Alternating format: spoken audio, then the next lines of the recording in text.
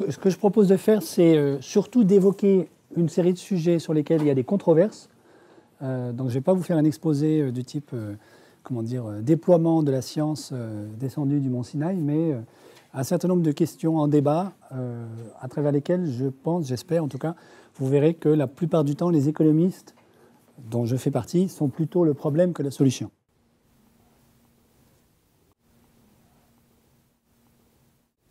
Donc vous connaissez tous ce dernier rapport du GIEC sur les 1,5 degrés.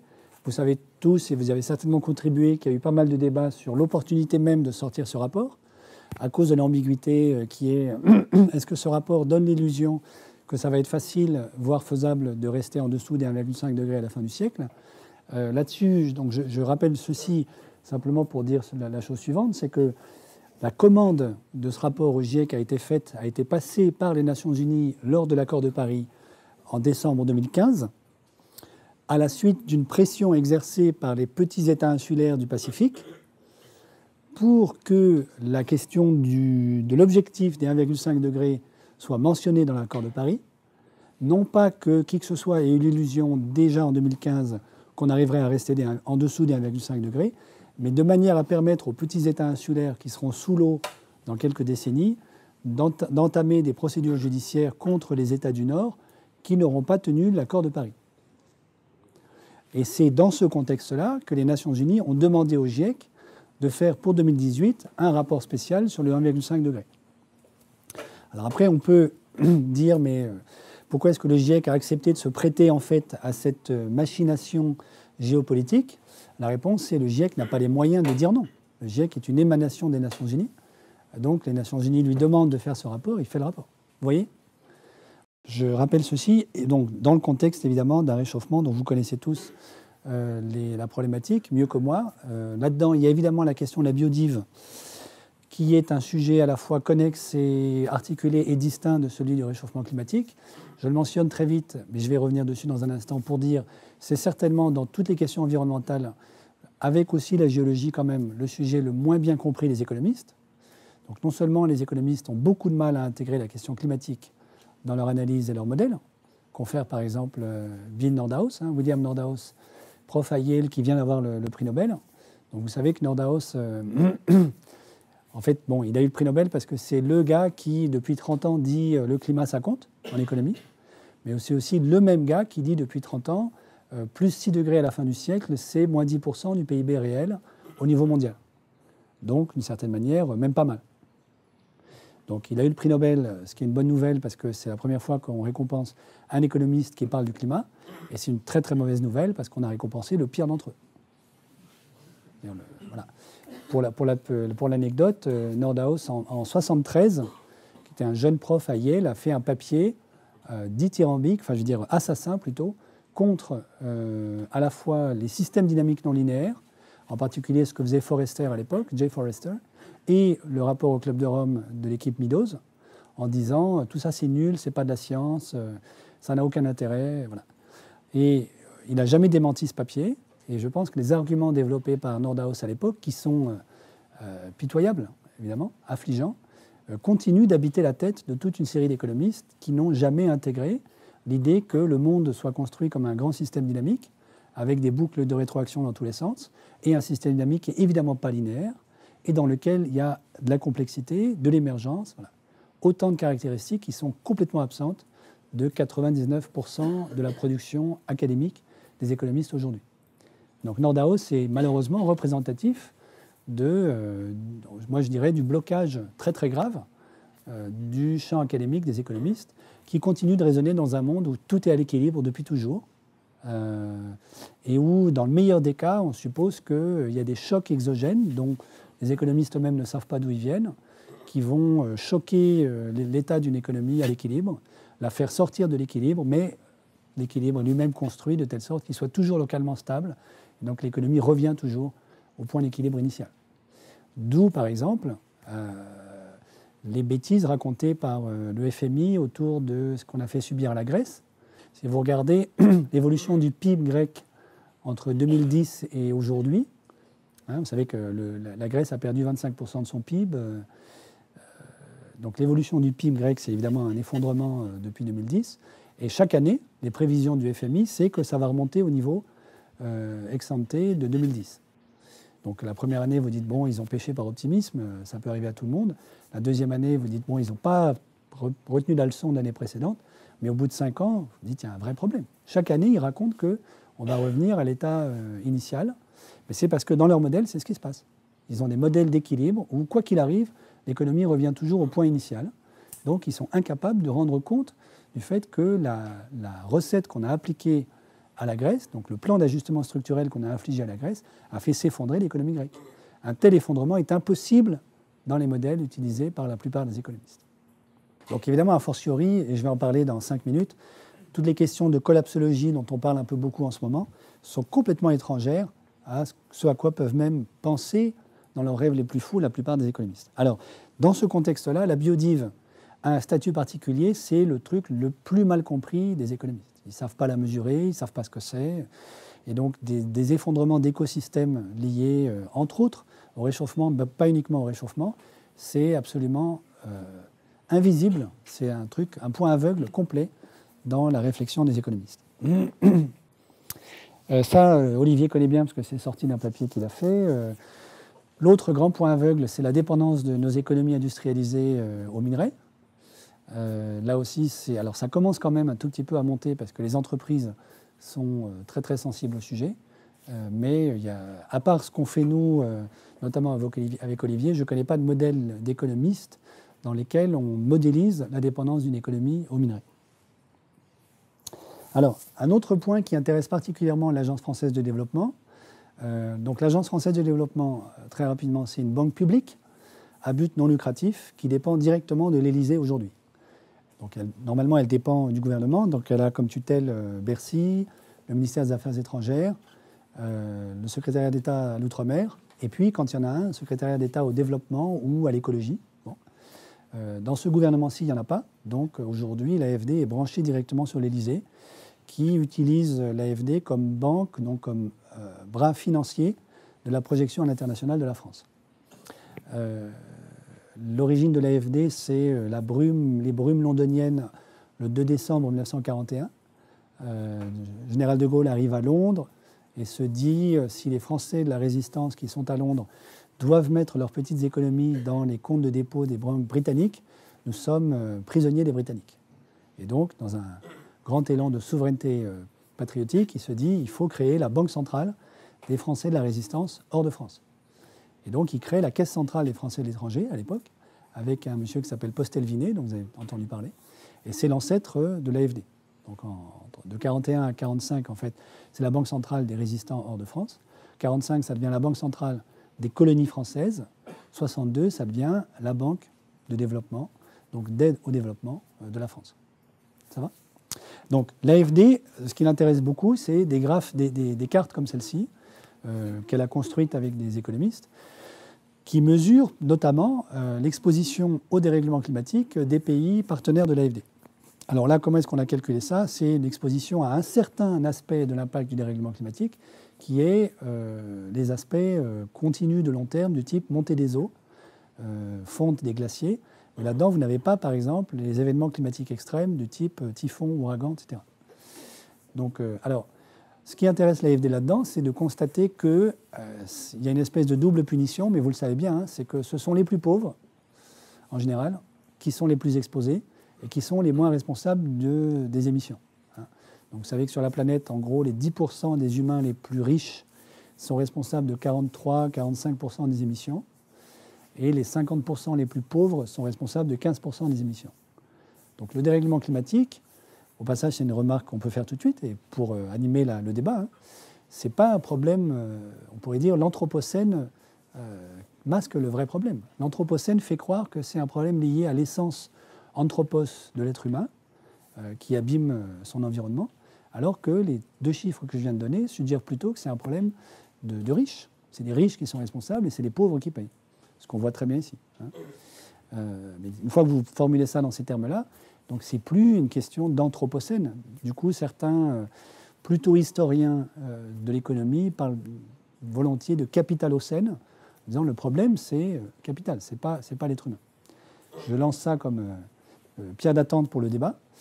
En tout cas, voilà. Ici, vous avez. Alors, l'AFD, du coup, ayant remarqué ceci, c'est-à-dire que la plupart de nos pays d'intervention, qui sont les plus pauvres, sont aussi les plus exposés au dérèglement climatique, l'AFD a pris le parti de se donner à elle-même comme impératif que 100% de ces projets soient compatibles avec l'accord de Paris. 100% accord de Paris. Alors après, à l'intérieur de l'AFD, on a un débat sur qu'est-ce que ça veut dire faire en sorte que 100% des projets financés par l'AFD dans les pays du Sud soient compatibles avec l'accord de Paris.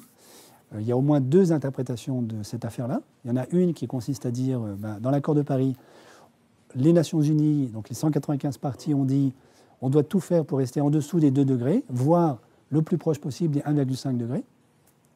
Donc ça fait un mandat. Puis un deuxième mandat, c'est les fameux NDC que vous connaissez, les Nationally Determined Contributions, qui sont les feuilles de route de décarbonation que les pays ont rendues à Laurent Fabius, à l'époque président de la COP, au titre de leur contribution à l'accord de Paris. Et vous savez qu'il y a un mismatch entre les deux, puisque les climatologues, notamment à l'IPSL, qui ont fait tourner leur propre modèle en faisant l'hypothèse que chaque pays va tenir ses promesses et mettre en œuvre sa feuille de décarbonation, son NDC, ont trouvé que si tout le monde tient sa promesse, ça nous emmène en gros, en moyenne, à plus 3,5 degrés à la fin du siècle. Et donc bien au-dessus de plus de degrés. Et donc vous voyez bien qu'il y a un gap énorme, suivant que vous interprétez l'accord de Paris comme 2 degrés, ou suivant que vous interprétez l'accord de Paris comme se conformer au NDC. Et donc ce gap-là rejaillit dans la stratégie de l'AFD, puisque ça pose la question, qui est une question qui intéresse beaucoup Olivier, dont on pourra débattre dans la deuxième partie, qui est celle de l'ingérence de l'AFD. De quel droit l'AFD pourrait-elle dire à un pays qui a rendu une NDC qui n'est pas suffisante, et on sait que tous les NDC sont insuffisantes, en fait, il faut faire plus que ce que vous avez promis. Qu'est-ce que ça veut dire pour nous? La France peut-elle donner des leçons, sachant qu'elle-même, ses émissions ont augmenté de plus 3,2% l'an dernier, comme vous le savez. Donc on est un des plus mauvais élèves de la classe de la zone euro. La France, c'est plus 3,2, la zone euro, c'est plus 1,8, l'Allemagne, moins 0,2, la Grande-Bretagne, moins 3,2. Donc on sait réduire nos émissions, ce n'est pas infaisable. Certains le font, mais pas la France, qui est le pays hôte de la COP21. Et donc après, elle enverrait l'AFD, par exemple, au Brésil, pour aller expliquer au nouveau président fraîchement élu, vous savez, il faut arrêter de déforester l'Amazonie et réduire vos émissions de CO2 parce que c'est très grave. Oui. Dans le même temps, on sait très bien qu'il y a beaucoup de NDC qui ont été calculés d'une manière complètement, on peut dire, fantaisiste. Et donc si l'AFD prend comme argent comptant les NDC, on sait très bien que ça ne va pas faire le job. Je vous donne un exemple. Même le NDC de la Chine, qui a été construit en fait au terme d'un partenariat entre la Tsinghua University et le MIT, avec un peu d'argent de l'AFD, ce qui nous a donné le droit d'aller regarder ce qu'ils faisaient.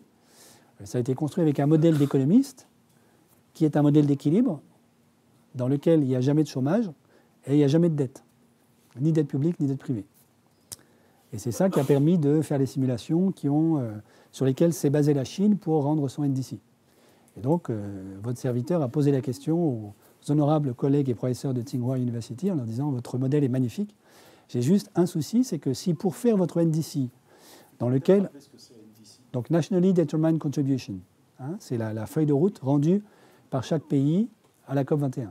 Où chaque pays dit « Voilà, je m'engage, moi, à faire telle trajectoire de décarbonation de mon économie pour honorer l'accord de Paris. » dont je viens de rappeler que ces NDC, quand vous les mettez ensemble, que vous faites l'hypothèse héroïque que tout le monde fera ce qu'il a promis, ce qu'on n'est pas en train de faire, ça nous emmène quand même à 3,5 degrés. D'accord ?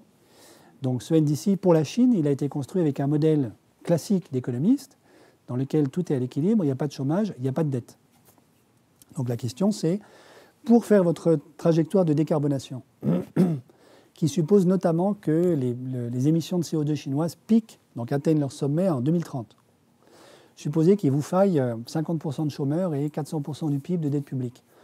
On est sûr à l'avance que vous n'allez pas le faire. Parce que ça, c'est la révolution dans le pays. Et on sait bien que le Parti communiste chinois n'a pas envie de la révolution dans le pays. Sauf que votre boussole, qui est le modèle que vous utilisez, ne vous le dit pas. Puisque dans ce modèle, il n'y a jamais de dette et il n'y a jamais de chômage. Donc la boussole... bon. Et le prof étant chinois, il a souri, il m'a proposé un peu de thé supplémentaire dans la discussion. Mais ce qui veut dire qu'il a compris, mais après, voilà. Donc ça vous dit un peu, vous voyez, à la fois, du coup, l'interaction avec les économistes est centrale, puisque les bêtises que nous racontons, nous, comme économistes, font qu'un pays comme ça, même s'il ne croit pas forcément beaucoup au modèle qu'il a utilisé, il s'appuie dessus pour légitimer une position aujourd'hui dans la négociation internationale qui est très forte. Et la Chine, comme vous le savez, c'est le premier pollueur du monde aujourd'hui. Bon. Et du coup, ça pose aussi une question à l'AFD, c'est comment elle se positionne par rapport à ça. Sachant que le NDC a été construit avec des modèles bidons, est-ce que nous, on fait semblant d'y croire et donc on dit à la Chine, ben, vous n'allez pas piquer avant 2030, c'est pas grave, c'est parfait. Ou bien est-ce qu'on dit, mais vous savez, toutes les simulations des climatos disent que pour arriver à avoir quelques chances raisonnables de rester pas trop loin des 2 degrés, il faut que les émissions de CO2 au niveau mondial atteignent leur sommet en 2020. Il faut piquer maintenant. Comment est-ce qu'on se positionne? Voilà. Donc vous voyez, ça génère un débat à l'intérieur de l'institution. Alors, il y a un deuxième aspect qui est une autre carte ici, c'est une mesure évidemment très discutable de la capacité des institutions politiques d'un pays à s'adapter au dérèglement climatique. Bon. Et là, le code couleur est clair, plus vous êtes rouge, brun, moins vous êtes capable, et si vous êtes vert, pomme, vous êtes très capable. Bon. Évidemment, on peut discuter, je ne crois pas beaucoup forcément à ces indices qui mesurent avec une espèce de naïveté positiviste l'aptitude d'une institution politique à s'adapter, mais ça traduit quand même une certaine réalité. Par exemple, vous voyez que la bande sahélienne est quand même bien brune. Bon. Et je peux vous donner une petite anecdote pour en témoigner. L'an dernier, j'ai eu un entretien avec le président du Tchad, Idriss Déby, qui est au pouvoir depuis 1990-91. Et dans cet entretien, il y avait le ministre de l'économie de l'époque, qui a déjà changé depuis lors, qui est un ancien fonctionnaire du FMI, que je connais bien. Et à l'issue de la discussion, il vient me voir et il me dit « Ah Gaël, tu as été prof au Tchad ». Alors j'ai été prof de maths et de physique il y a 20 ans, dans un lycée de la Brousse, dans la savane. Il me dit « Est-ce qu'il te resterait un ancien élève qui soit un peu bon en maths ?» Je dis « Je peux chercher, mais pourquoi tu me demandes ça ?» Ben, en fait, j'ai personne pour me faire des statistiques. Donc ça, c'est le ministre de l'économie et des finances du Tchad. Voilà. Donc c'est un pays, par ailleurs magnifique, hein, que j'aime beaucoup. Je vous encourage à aller au Tchad. Mais c'est un pays dans lequel l'État est tel que le ministre de l'économie et des finances n'a personne pour lui faire des stats. Donc ça veut dire que c'est un roi sans armée, donc c'est-à-dire qu'il n'y a pas d'administration publique digne de ce nom. Donc c'est une armée qui fait la guerre à Boko Haram, un chef d'État, et c'est tout. C'est ça l'État du Tchad. Donc évidemment, la capacité institutionnelle d'adaptation au dérèglement climatique est nulle. Zéro. Ça va ? Pour vous donner un autre exemple, donc ça c'est la Guinée-Conakry. Vous voyez que la Guinée-Conakry, hein, sur le bord sud-ouest de l'Afrique de l'Ouest, elle est bien rouge. La Guinée-Conakry, on a eu des débats assez homériques il y a 2 ans sur la stratégie économique de la Guinée dans les années qui viennent. Et j'ai découvert à l'occasion de ces débats que, en fait, alors j'ai regardé un petit peu, parce que bon, c'est vrai qu'il y a 2 ans, on commençait à sortir en fait, de la crise Ebola, qui a ravagé le pays. Et j'ai constaté que le PIB guinéen, en 2015, est flat, plat. Et 2015, c'est le moment, c'est le sommet de la crise Ebola.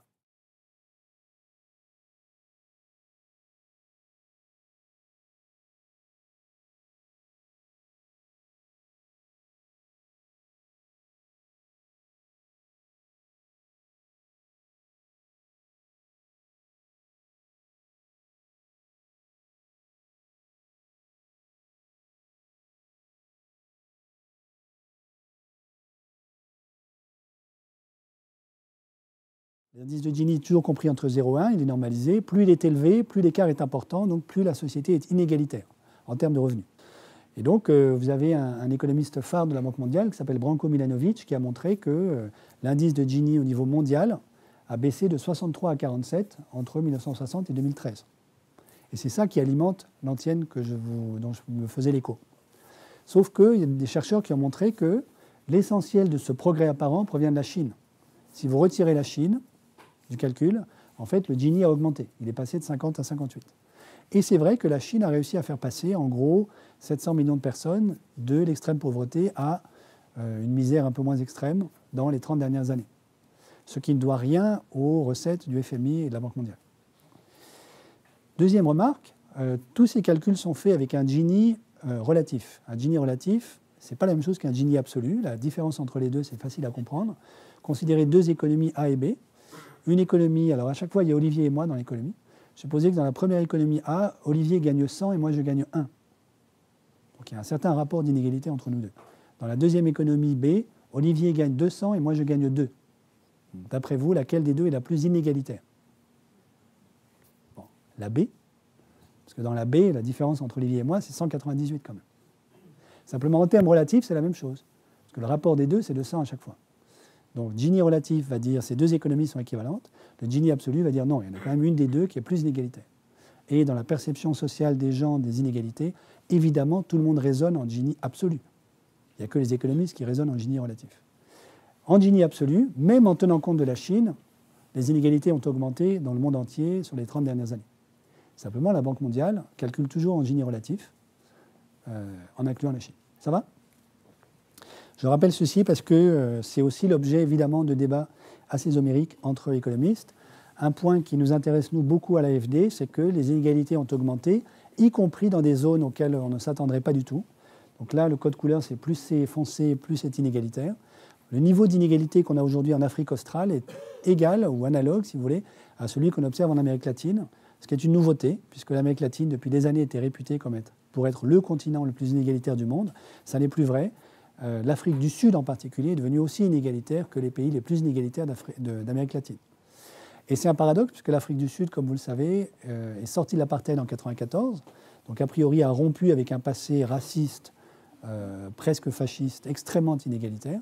Et ce qu'on constate, c'est que les inégalités augmentent en Afrique du Sud. Je reviendrai dessus si ça vous intéresse, mais voilà, ça aussi, c'est un point d'étonnement pour les économistes de l'AFD. Alors, comment est-ce qu'à l'AFD, on a décidé de capturer l'enjeu du développement avec tous les... Il y a aussi beaucoup de discussions sur qu'est-ce que c'est que le développement pour les années qui viennent. Alors, on a utilisé ce graphique-là, que je vous décris rapidement. En abscisse, vous avez l'indice de développement humain, l'IDH, qui est un indice qui est construit par les Nations Unies, qui est une moyenne agrégée de 3 composantes. La première, c'est le PIB par tête, le revenu par tête. La deuxième, c'est l'espérance de vie à la naissance en bonne santé.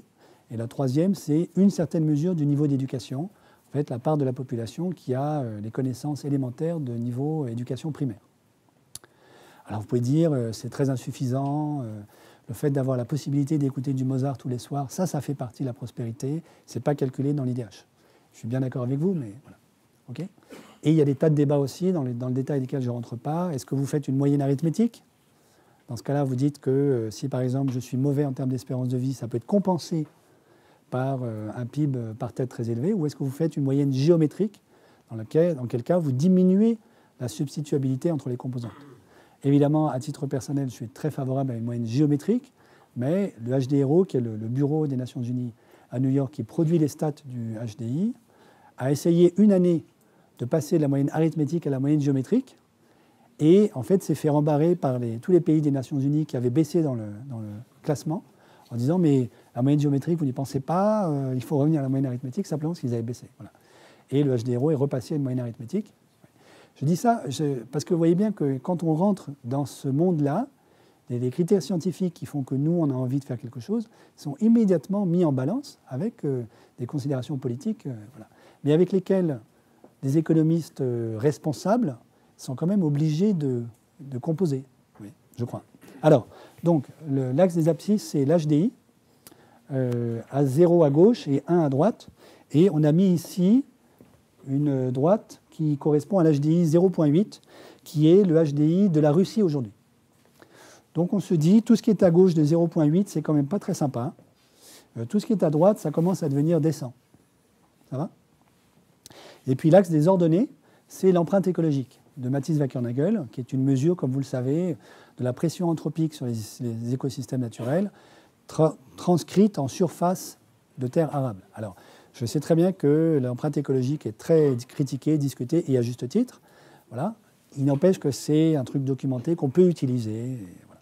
L'objet ici, ce n'est pas d'avoir le fin mot de l'histoire sur la mesure de ces questions-là, c'est d'essayer d'organiser un tout petit peu le débat. L'empreinte écologique, comme vous savez, si elle est supérieure à la capacité de charge des écosystèmes de la Terre, le mode de vie qui est le nôtre n'est pas vivable. Donc ici, vous avez la capacité de charge en 61, et ici, vous l'avez en 2012. Évidemment, elle baisse avec le temps, au fur et à mesure que nous abîmons nos écosystèmes. Et donc tout ce qui est au-dessus de cette ligne-là n'est pas durable. Okay, donc nous, on dit, en fait, un monde avec quelque chose qui ressemblerait à du développement durable, c'est un monde dans lequel tous les pays seraient dans le rectangle magique, un HDI supérieur à 0,8 et une empreinte écologique inférieure à 1, enfin inférieure à la capacité de charge. Et vous voyez, parce que ça fait 3 minutes que je vous en parle, que la zone cible, ici, est vide. Okay, donc il n'y a aucun pays qui est dedans. Donc l'intérêt de cette formulation, c'est que tous les pays du Nord sont là, ça c'est nous, la France est là. Beaucoup de pays du Sud, et donc les clients entre guillemets de l'AFD sont là. Et donc l'enjeu, c'est d'expliquer à tout le monde a quelque chose à faire. Donc on sort complètement du schéma classique de Truman en 1948 qui est on va aider les pauvres du Sud à suivre le chemin de l'Occident. C'est tout le monde a faux. L'Occident, il doit apprendre à descendre ici, donc à baisser son empreinte écologique sans réduire son IDH. Et les pays du Sud doivent apprendre à augmenter leur IDH sans augmenter leur empreinte écologique. Voilà, c'est une manière de formuler le débat. Mais à mon avis, il manque un élément que je rajoute tout de suite, qui est dû au fait qu'il y a quelques années, il y avait un pays qui était juste là. Donc il y avait un IDH égal à 0,8 et une empreinte égale à 1. Maintenant, il est ici, c'est Cuba. Donc Cuba, en fait, a baissé son IDH et augmenté son empreinte à cause notamment de l'ouverture des frontières cubaines aux relations avec les États-Unis. Mais vous voyez que Cuba, il y a quelques années, c'était en fait le pays idéal qui satisfait aux 2 critères. Or, on sent bien que ça ne va pas. On a envie de faire Cuba, mais en mieux, c'est-à-dire de respecter en même temps la démocratie et les droits de l'homme. Et donc, en fait, en réalité, il y a une 3e dimension dans ce graphe qui devrait être en dimension 3. Il faut que tout le monde arrive dans le rectangle magique, tout en respectant autant que possible, voire davantage qu'on le fait aujourd'hui, les droits de l'homme et la démocratie. Ça va ? Là-dessus, une remarque qui génère énormément de controverses, qui est le mot droits de l'homme et le mot démocratie ne figurent pas dans le libellé des objectifs du développement durable des Nations Unies. Donc vous savez qu'en septembre 2015 à New York, les Nations Unies se sont données à elles-mêmes une nouvelle charte du développement durable, qu'on appelle les ODD, les SDGs en anglais, qui devient en fait la charte de tous les bailleurs internationaux, AFD comprise, qui est composée de 17 objectifs, avec dedans vous avez tout. L'égalité homme-femme, la réduction des inégalités, l'accès à l'eau potable, l'accès à une énergie pas chère, la préservation des océans, etc. Donc en fait, d'une certaine manière, les Nations Unies, ne sachant pas très bien quoi faire, se sont dit on fait tout, comme ça on est sûr de ne pas rater quelque chose. Évidemment, ils ne se sont pas posé la question de savoir si c'est compatible. Donc il y en a 17, mais peut-être que si on augmente le 3, ça fait baisser le 4, ou le 9, on ne sait pas. Et d'une certaine manière, ce graphique-là sort de cette espèce de naïveté positiviste qui est on a un grand tableau de bord, il y a 17 boutons, on va juste ajuster le monde en tournant les boutons comme il faut. Hein, donc ce graphique-là dit en fait il y a des liens entre ces boutons et personne n'arrive à augmenter les bons boutons en même temps. Puisque rien que ces 2 dimensions-là, qui capturent un certain nombre d'ODD, il n'y a pas de problème, on pourrait en faire entrer les ODD là-dedans, montrent qu'on a une belle parabole, on n'a pas du tout une concentration de nuages ici. Ça va ? Mais en plus, le mot droit de l'homme et démocratie ne figure pas dans la déclinaison des 17 ODD. Comme si les amis, collègues, bureaucrates des Nations Unies s'étaient dit on peut faire du développement durable sans parler de démocratie et des droits de l'homme. Et je pense que c'est un truc auquel il faut vraiment être attentif aujourd'hui. C'est que cette espèce d'imaginaire technocratique de pilotage du développement sans se poser des questions politiques, en fait, hein, de démocratie et des droits de l'homme, est en train de monter. Et évidemment, il peut être alimenté par une certaine panique vis-à-vis de la gravité du dérèglement climatique. C'est-à-dire, au fur et à mesure que la panique grimpe, on peut finir par se dire, bon, il y a un certain nombre de trucs qu'il va falloir faire passer par-dessus bord, parce qu'on ne peut pas tout faire à la fois. Et la dimension droits de l'homme et démocratie, on y pensera quand on aura réglé le problème climatique. Vous voyez ? Donc, je signale ça parce que du coup, ça devient un objet de débat pour nous à l'AFD. Alors, avec en plus un redoublement de la question que je posais il y a 10 minutes maintenant, qui est de quel droit pouvons-nous dire, par exemple, à la Chine, vous avez mis 1 million de Ouïghours dans les camps de rééducation dans le Xinjiang, c'est pas bien.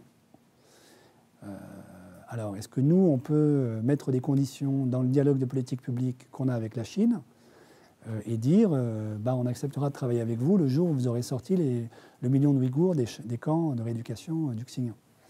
Même question pour toute une série de pays, évidemment. Voilà. Ce qui pose aussi en retour une question pour la France, c'est est-ce que la France est vraiment aujourd'hui la patrie des droits de l'homme? Oui. Par exemple, ce qui se passe sur la question des migrants pose un vrai sujet, à mon avis. Alors, il faut que j'aille plus vite. Là-dedans, il y a un sous-sujet majeur pour l'AFD, mais pour tout le monde. Vous voyez bien, hein, c'est la démographie africaine.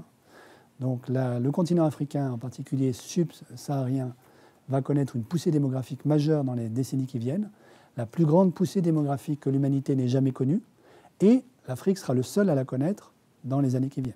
Donc il y a une double unicité, singularité de l'Afrique. Tous les autres continents ont déjà terminé leur transition démographique. Certains continents comme nous, l'Europe, sont déjà dans le déclin. L'Europe, le Japon. Mais aucun continent, y compris la Chine, hein, n'aura de vraie poussée démographique dans les années qui viennent. L'Afrique est le seul. Et en plus, elle va le connaître à un rythme et une vitesse qu'aucun continent n'a connu depuis que l'humanité existe. Donc les chiffres, c'est simple. C'est l'Afrique aujourd'hui, c'est 1,3 milliard d'habitants. C'est la pyramide que vous voyez ici. C'est celle-là. Et dans la prospective démographique, vous avez la fourchette haute et la fourchette basse. La fourchette basse, c'est plus 1 milliard. La fourchette haute, c'est plus 1,5 milliard d'ici 2050. Donc, dans la fourchette haute, il y a 2,8 milliards d'habitants en Afrique en 2050. Évidemment, ceci ne tient pas compte de la possibilité d'effondrement, en particulier sur la zone sahélienne, dans les années qui viennent. Pourquoi est-ce que ça pose un problème? Ça pose évidemment une énorme question politique. Ça pose une question notamment sur les affaires éducatives. Hein, donc vous savez que l'un des ODD, en fait, c'est le droit à l'éducation, l'accès à une éducation de qualité. C'était déjà un OMD, un objectif du millénaire, en 2000, qui était, on voulait, les Nations Unies s'étaient dit en 2000, il faut absolument qu'au moins 80% d'une classe d'âge d'enfants dans le monde ait accès à l'enseignement primaire. Alors aujourd'hui, le paradoxe est le suivant, c'est que cet objectif est atteint. Donc, y compris en Afrique, 80% des enfants d'une classe d'âge aujourd'hui vont à l'école primaire, y compris les filles. Donc là, bon, il y a un vrai progrès qui a été réalisé. Mais de ces 80% d'enfants qui y vont, 60% d'entre eux n'apprennent rien. Donc ressortent de l'école sans savoir ni écrire, ni lire, ni compter. Autrement dit, il ne suffit pas de mettre un instit devant des enfants assis sur des troncs d'arbres sous de la tôle ondulée pour qu'ils apprennent quelque chose, en particulier si l'instit lui-même est analphabète, par exemple. Oui. Donc je caricature, mais à peine, en fait, l'enjeu du problème. Donc vous voyez que déjà avec 1,3 milliard, c'est ça l'enjeu de l'éducation, plus 1 milliard de plus, vous voyez un peu le sujet. Et évidemment, ceci ne peut pas ne pas alimenter les énormes questions migratoires que nous nous posons et des questions liées à Boko Haram et au trafic qui ont lieu aujourd'hui, à la piraterie organisée qui a lieu sur l'ensemble de la bande sahélienne. Alors, un point un peu provocateur, mais que je fais volontairement, qui est, en général à ce stade de la discussion, avec des collègues des institutions internationales, comme tout ceci est quand même assez angoissant, il faut le reconnaître, il y a quelqu'un qui, pour arrêter l'angoisse, dit oui, mais enfin, l'homme est intelligent, on n'a jamais eu de grandes catastrophes humanitaires, donc on va trouver un moyen, c'est sûr. Voilà. Et je suis sûr que ça vous habite, mais moi aussi d'ailleurs. Et je ne dis pas qu'on ne va pas y arriver. Je dis qu'il faut être conscient du fait que malheureusement, il y a déjà eu des catastrophes humanitaires, simplement on les a oubliées. Alors il y a un historien américain qui s'appelle Mike Davis, rien à voir avec le Miles Davis, le trompettiste, qui avait publié un bouquin, à mon avis, qui vaut le détour, qui s'appelle Génocides tropicaux, en français, qui documente le fait suivant, c'est qu'en 1890, il y a eu un gigantesque effet El Niño qui a provoqué des inondations, des pluies torrentielles et des sécheresses au Brésil, en Afrique, en Inde et en Chine. Et le phénomène a été traité par le plus grand mépris par les administrations coloniales de l'époque. Et les résultats, c'est 50 millions de morts en 2-3 ans. 50 millions. Donc en réalité, c'est un événement de même ampleur que la Première Guerre mondiale. Or, ça ne figure dans aucun de nos manuels d'histoire. Donc ça veut dire que l'Occident est capable d'abord de ne rien faire devant 50 millions de morts en 2-3 ans, mais en plus d'effacer la mémoire de ça. Oui. Ce qui pose une vraie question, à mon avis, sur notre propre reconstruction historique de l'histoire de l'Occident. Bon. Et donc je signale ceci volontairement pour dire notre sujet aujourd'hui, c'est pas. On sait bien que l'humanité est intelligente, donc on va éviter le pire. C'est comment faire en sorte que le pire ne se reproduise pas, puisqu'il a déjà eu lieu. Voilà, j'avance. Alors, un mot sur les questions de collapsologie, puisqu'on en parle beaucoup, en particulier en France, grâce au bouquin de Pablo Servigne et quelques autres. Alors, d'abord, ce n'est pas nouveau. En fait, depuis le bouquin de 2006 de Jared Diamond, qui a été un best-seller, un mois depuis maintenant plus de 10 ans, sans qu'il y ait les publications sur la question du collapse. Bon. À mon avis, les questions qu'il faut se poser, c'est de quel effondrement parle-t-on? D'abord, premièrement, des effondrements d'humains, il en existe déjà aujourd'hui. Confère ce qui se passe au Venezuela, dans toute la corne est de l'Afrique, au Yémen, et maintenant en Amérique centrale. Donc, vous avez vu les colonnes de dizaines de milliers de fuyards qui abandonnent le Guatemala et le Honduras pour essayer de trouver refuge au Mexique, qui sont appelés très très charitablement des living deaths, donc des morts vivants, tellement ils sont dans un état épouvantable. Donc premièrement, ça existe déjà, donc c'est pas de la fiction, c'est-à-dire des effondrements, il y en a aujourd'hui. Voilà. Deuxièmement, il y a aussi des effondrements non humains, vous les connaissez tous, 10% des grands pélagiques des océans, il ne reste plus que 10% des grands pélagiques des océans par rapport à ce qu'il y avait en 1950. Les 3/4 des insectes en Allemagne ont disparu sur les 3 dernières années, etc. etc. Donc, il faut faire attention dans l'imaginaire de l'effondrement, qu'on ne soit pas piégé dans une espèce d'imaginaire apocalyptique assez romantique, en fait, du type Blade Runner, pour ceux qui connaissent, en pensant que c'est pour demain, c'est pas pour maintenant, et on n'est pas vraiment responsable. En réalité, c'est déjà aujourd'hui, et les questions politiques et d'inégalité sociale qui sont derrière sont très prégnantes. Prenons l'exemple de l'Amérique centrale. Les milliers de fuyards qui abandonnent aujourd'hui le Honduras et le Guatemala ne partiraient pas s'il n'y avait pas aussi des problèmes d'inégalité majeurs dans ces pays-là. Le Venezuela, ce n'est pas juste un problème, d'ailleurs ce n'est pas majoritairement un problème climatique. La Syrie, alors c'est vrai que la guerre civile en Syrie en 2010 éclate en cause, entre autres, d'un problème de sécheresse majeur, mais si ça avait été géré par un autre régime que celui de Bachar el-Assad, les conséquences de la sécheresse auraient été différentes. Donc mon point, ça n'est pas de dire le climat n'y est pour rien, le climat joue bien un rôle, mais l'impact du climat dépend aussi de ce que nous faisons, nous, petits êtres humains, et donc des conditions sociales, politiques, économiques dans lesquelles nous absorbons ou non les chocs climatiques. Ça va ? Vous voyez, donc autre exemple, le petit âge glaciaire de 2017 a bien eu des effets majeurs sur la politique européenne, mais on aurait eu d'autres complètement différents si le niveau technologique, démocratique, etc., des pays d'Europe avait été différent au XVIIe siècle. Voilà. Alors, autre remarque, un peu, disons, tragique, c'est des effondrements majeurs liés au climat. Il y en a déjà eu aussi dans un passé récent. Donc, je vous ai mis quelques... Bola au Bangladesh en 1970, Nina en Chine en 1975, Nargis au Myanmar, etc. Tout le monde a oublié ça, mais à chaque fois, c'est des centaines de milliers de morts. Simplement, ce n'est pas chez nous, donc on a tendance à oublier un peu. Et puis même la fameuse poussée de chaleur en 2003 en France, ça fait quand même 70 000 morts attribuées en fait à l'excès de chaleur pendant l'été 2003. Qu'est-ce qui a changé véritablement dans l'organisation de la société française à la suite de ce drame de 2003 ? C'est une question qu'on peut poser. Alors, après, d'un point de vue historique, la question de la collapsologie, la littérature sur la collapsologie ne date pas du tout du dérèglement climatique. En fait, c'est un truc qui remonte au moins au début du XIXe siècle et à une littérature réactionnaire hostile à la Révolution française et qui dit « Oh là là, tous ces bouleversements politiques, ça va entraîner l'effondrement de la France. Il est temps, les gars, de réagir. » Et ça, réagir, ça veut dire restaurer un régime fort du type monarchique ou impérial, éventuellement faire appel aux Austro-Prussiens pour aller mater les pauvres qui ont fait la Révolution, etc. Vous voyez ?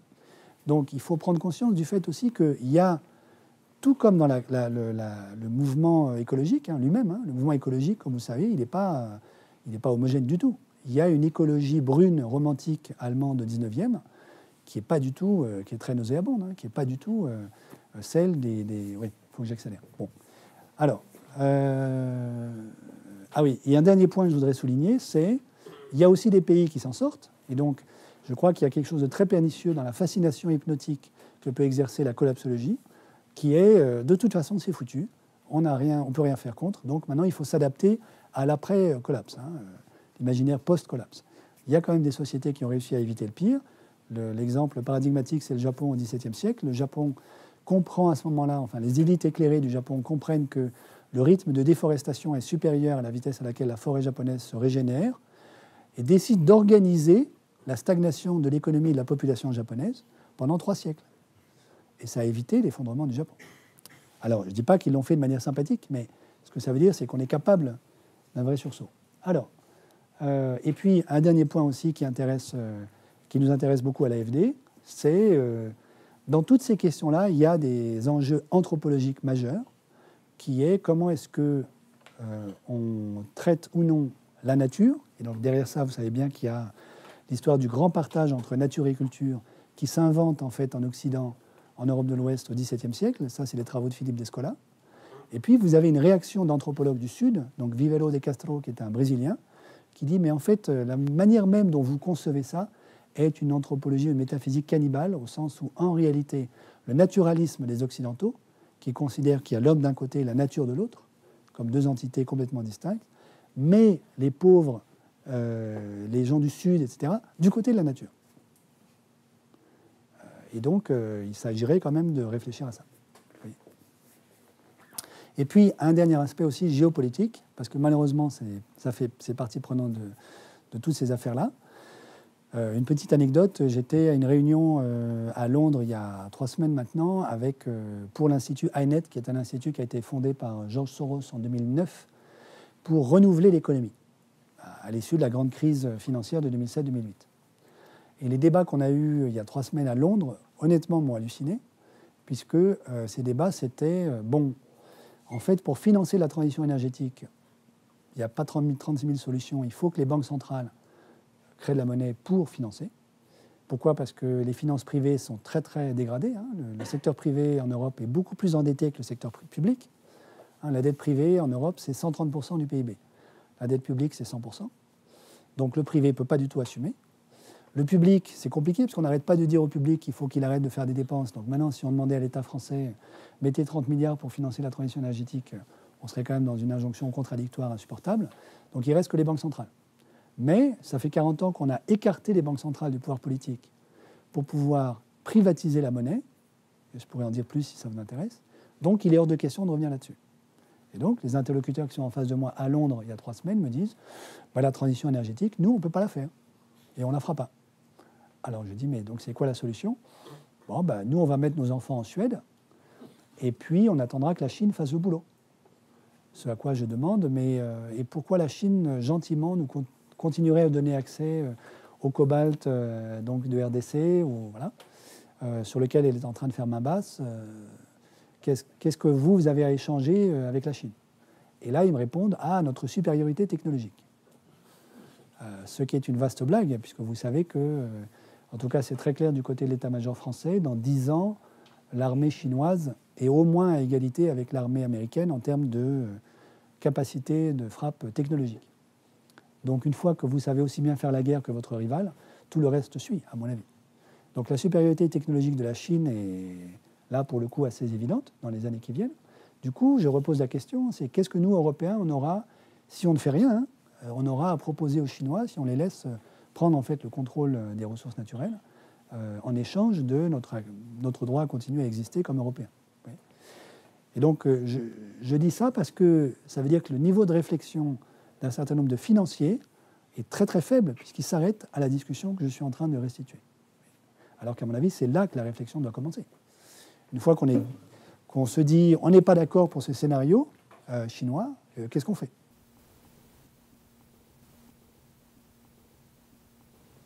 Alors, là-dedans, un certain nombre de solutions, quand même, heureusement. Donc, il y a des travaux qu'on a lancés, que je ne vais pas décrire en détail, parce que je n'ai pas le temps, qu'on a lancés à l'AFD sur des modèles macroéconomiques qui incluent le dérèglement climatique, l'impact du dérèglement climatique, et qui sont construits sur des systèmes dynamiques non linéaires, dans lesquels, par exemple, le dérèglement climatique est une boucle de rétroaction. Vous produisez du PIB, tant que vous n'avez pas fait la transition énergétique, ça augmente les émissions de CO2, ça augmente la température, qui vient casser le PIB et le capital. Donc ce qu'on obtient avec ça, mais vous voyez, l'intérêt, ce n'est pas le résultat, c'est la méthode. on obtient des simulations dans lesquelles vous avez, ça c'est le PIB mondial, vous avez sur la trajectoire du business as usual, une baisse, donc une décroissance contrainte du PIB mondial avant 2075, vous voyez, avec un plateau qui est à un sommet qui est à 2070. Voilà. Et donc là, c'est une baisse non pas by design, mais by disaster. C'est la décroissance subie.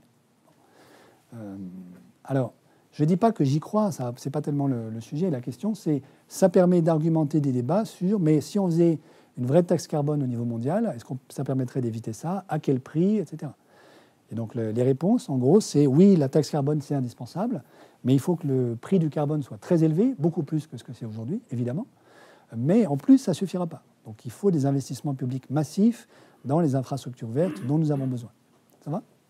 Voilà. Et évidemment, ce type de débat est impossible à avoir avec des modèles à l'équilibre où il n'y a jamais de catastrophe et où le dérèglement climatique, c'est moins 10% du PIB mondial si on a plus 6 degrés à la fin du siècle. Là, je vais être obligé d'aller très vite puisque j'ai consommé mon temps. Il y a un deuxième aspect qui est comprendre que les inégalités nuisent au problème.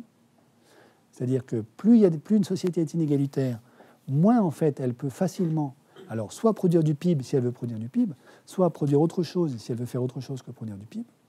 Ce qui est également un sujet invisible pour l'économie néoclassique, puisque l'économie néoclassique est construite sur une partition, au moins depuis le début du 19e, entre d'un côté la taille du gâteau, de l'autre côté la manière dont on répartit les parts du gâteau. Vous avez peut-être suivi un débat politique parisiano-parisien il y a quelques semaines où telle personnalité politique haut placée a dit écoutez, vous êtes gentil, mais avant de s'intéresser à la question de répartir les parts du gâteau, il faudrait peut-être d'abord se préoccuper d'avoir un gâteau à répartir. Donc cette partition-là, qui structure notre débat politique droite-gauche. La droite se disant moi je suis efficace, je m'occupe de faire grandir la part du gâteau. La gauche se disant moi je suis sympa et je veux faire de la justice sociale et je répartis les parts du gâteau. Et en fait, vous voyez bien que cette partition-là, elle n'a de sens que si vous pouvez découpler les deux problèmes. Or, les travaux qu'on fait, nous, montrent qu'on ne peut pas les découpler. Que la manière dont vous distribuez les parts du gâteau compte sur la taille du gâteau. Et évidemment, a fortiori, si la manière à la fois dont vous produisez le gâteau et dont vous répartissez les parts a un impact sur les écosystèmes naturels, tout ceci compte. Oui. Bon. Ah oui, quand même un petit résultat aussi, c'est, donc je l'ai dit tout à l'heure, donc c'est les plus riches en gros qui polluent, c'est les pauvres qui sont victimes. Maintenant, faisons l'hypothèse qu'un mode de vie constant, demain matin, par aventure, nous arrivions dans un monde parfaitement égalitaire. Donc chaque humain gagne le revenu moyen d'un humain sur Terre demain matin. Est-ce que ceci suffit à régler le problème climatique, donc à régler les émissions de CO2? La réponse est malheureusement non, parce que les émissions de CO2 sont un peu inférieures à celles qu'on a aujourd'hui, mais à peine. Dit autrement, ce qu'on gagne en réduisant le niveau de vie des plus riches, on le perd malheureusement en augmentant le niveau de vie des plus pauvres. Donc le sujet, c'est de permettre aux plus pauvres de trouver quelque chose de l'ordre de la prospérité, mais pas du tout sur le mode actuel. Donc ça rejoint le graphe que je vous montrais tout à l'heure, IDH versus empreinte écologique. Et c'est aussi comment, d'une certaine manière, inciter, contraindre les plus riches à diminuer vraiment l'empreinte matérielle de leur niveau de vie. Je voudrais terminer par l'effet Reine Rouge. Et je vais m'arrêter là. Donc, comme je le disais, la plupart des économistes vivent dans un monde à l'équilibre, mais en plus, c'est un monde qui est peuplé de domines economici, pour parler latin, donc d'hommes rationnels, qui n'ont pas de corps, qui n'ont pas d'énergie et pas de matière. Donc l'énergie et la matière ne rentrent pas dans ces modèles. Donc en fait, c'est des fantômes qui échangent quoi? Du travail contre du capital. Le capital, c'est les dollars. Donc les modèles, et je ne caricature pas, les modèles des économistes sont des abstractions dans lesquelles vous produisez quelque chose avec des fantômes qui travaillent, mais qui n'ont pas de corps, et des dollars. Alors, comment est-ce que vous faites pour réintégrer l'énergie et la matière là-dedans? Donc, il y a un économiste très connu qui s'appelle Georgescu Roegen, qui déjà dans les années 70 a dit, mais en vérité, l'économie, c'est une grande structure dissipative qui absorbe de l'énergie et de la matière, qui produit du travail et qui exude des déchets.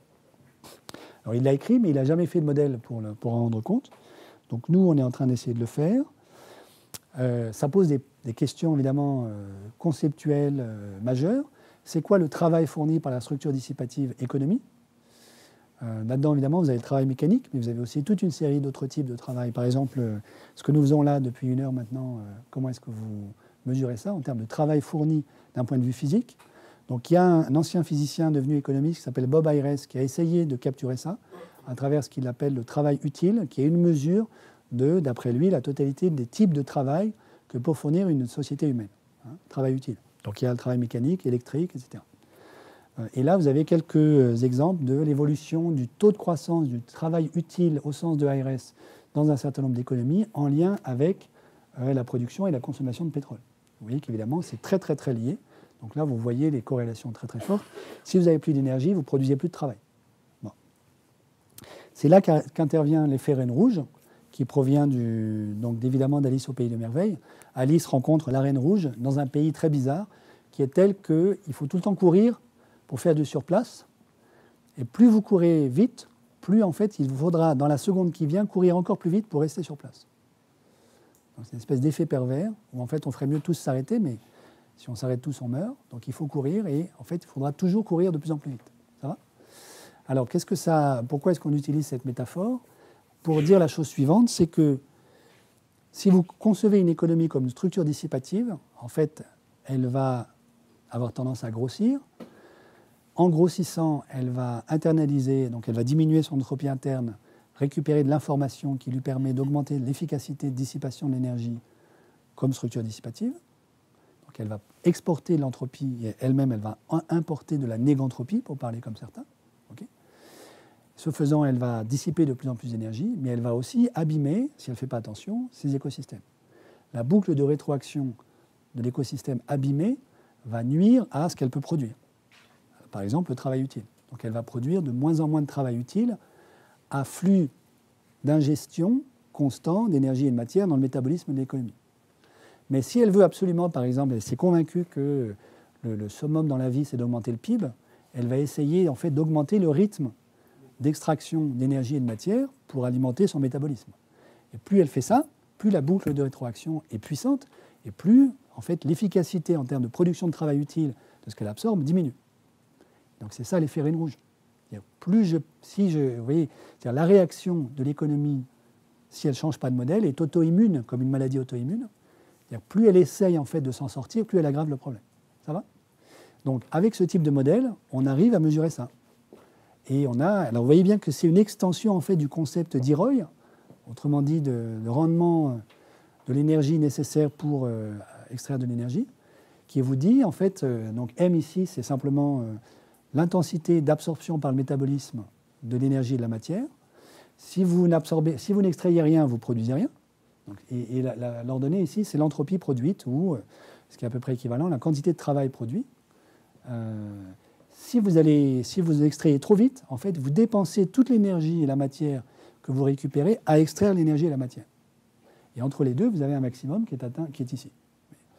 Simplement, si cette intensité-là, elle est corrélée, et c'est évidemment le cas au PIB, vous voyez bien que vouloir maximiser le PIB, c'est une très très mauvaise idée. Parce que ça vous met là-dedans. Ça, c'est la quantité d'énergie. Voilà, infinie, tout à fait. Et alors après, j'y arrive. Et au fur et à mesure que de la déplétion du puits, en fait, de la ressource d'énergie et de matière, ce maximum-là descend dans cette direction.